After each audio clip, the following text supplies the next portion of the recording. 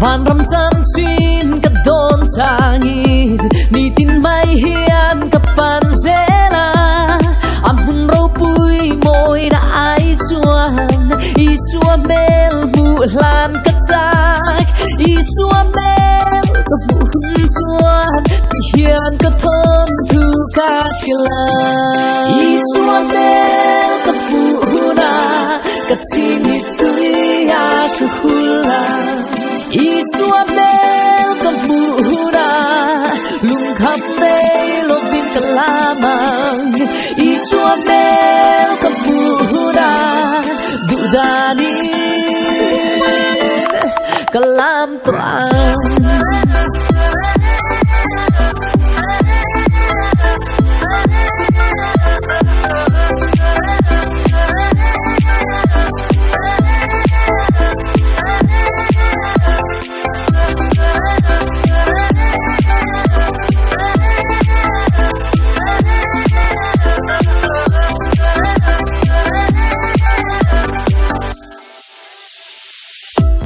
Isua mel buturin he ko vela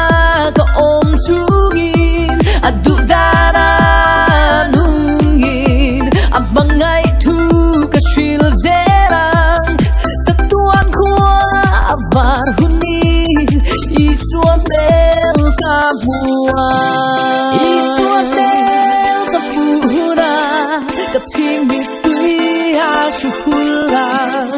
isua mel ka buhura lung khap nei lo vin ka lamang isua mel ka buhura du dani ka lam to